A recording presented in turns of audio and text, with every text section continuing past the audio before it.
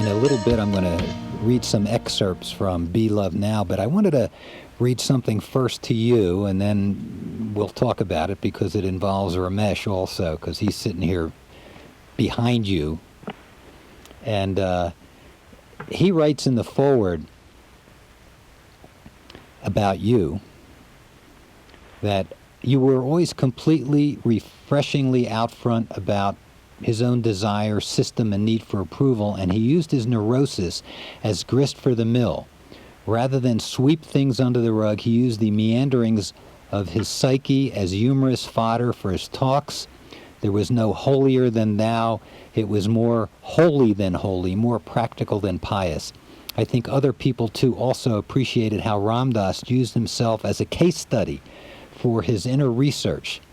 The confluence of his psychological training, his openness from psychedelics, and this synthesis of Eastern religion made him a perfect resource for consciousness evolving during the upheaval of the 1960s. He managed to bring it all together in understandable language, and it didn't hurt that he told a good story. So taking that, now, let's just say 40 years later,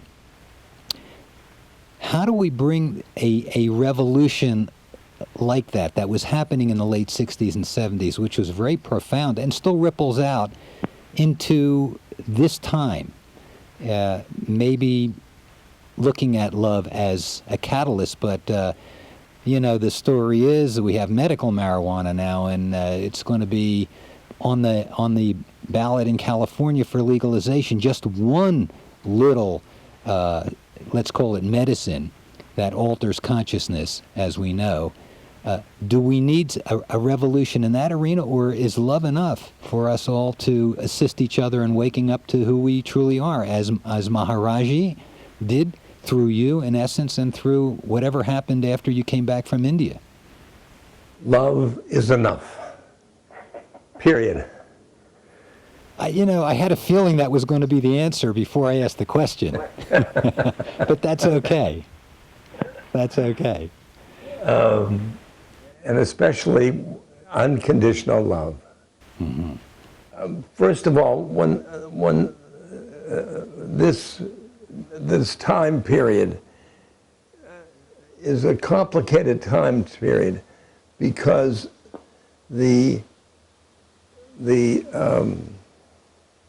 we're having a pendulum swing from the 60s and the 70s, and then it came up to now. The pendulum swung a different way, and the far right, we were responsible for the far right. And we were yelling how we were changing the culture.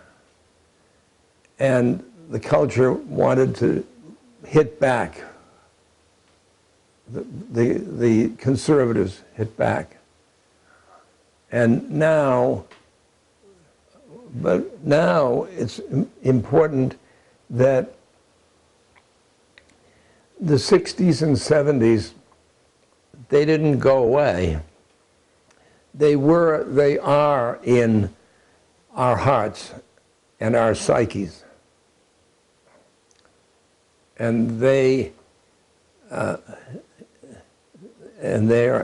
in the hearts and psyches of everybody else. That they're in our spiritual makeup. And I would like to see that fanned, that spark fanned a little bit. And that each person has to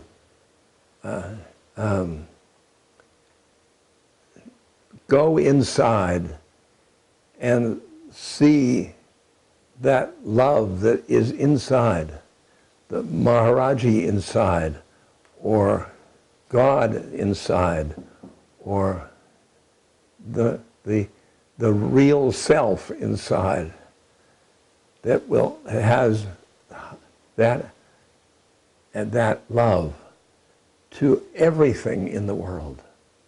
Everything, every being. Because even when you don't like people, love them. Really love them. Well, you said it before, that it's whether we have a psychedelic or a shamanic or spiritual revolution, love is still the answer underneath. You know, what a perfect title for a book, Be Love Now. Yeah. Yep. Perfect title. I have in front of me some of the excerpts from the book that I think Ramesh wrote and Raghu sent over to me, so I thought we'd have a little bit of fun. I'll read these, and these guys have a mic if they want to add their 2 cents or their 3 cents into the picture here, but the first one says this, Ram Dass: I no longer even have a desire to be enlightened. I'm not interested in being done. It's not a realistic thing for me. It may happen or it may not. I don't know. More and more, I'm less and less in evidence to myself. More and more, I'm just whatever it is I am doing in the moment. It's just happening. I'm just action. I'm not acting self-consciously, but it's different from the unconscious action I've performed most of my life.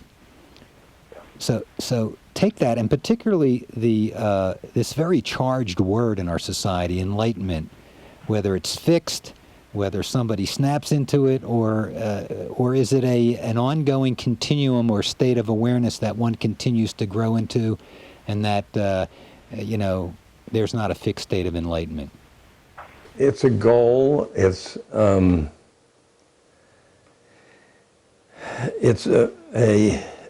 an attachment, but I feel that in the moment, in this moment, I am going fast and slow. I'm right here with God, right here. And I know that if I can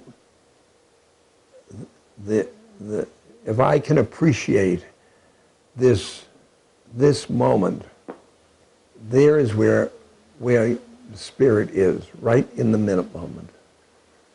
The moment is without time and without space. The moment is just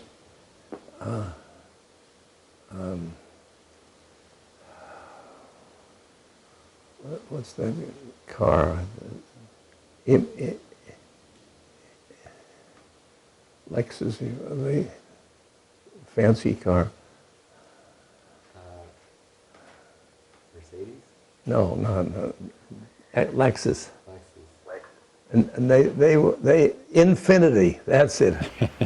Infinity. Infinity is just infinity. Uh-huh.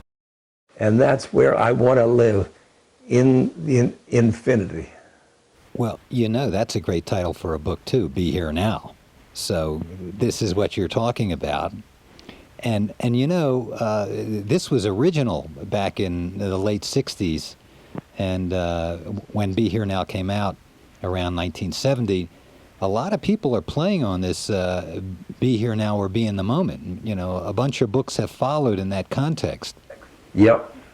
And I got to say, if I wasn't there then when Be Here Now came out to read that, I wouldn't be here right in this moment with these guys. So, you know, the chain of events from just being in the moment is unpredictable and magical.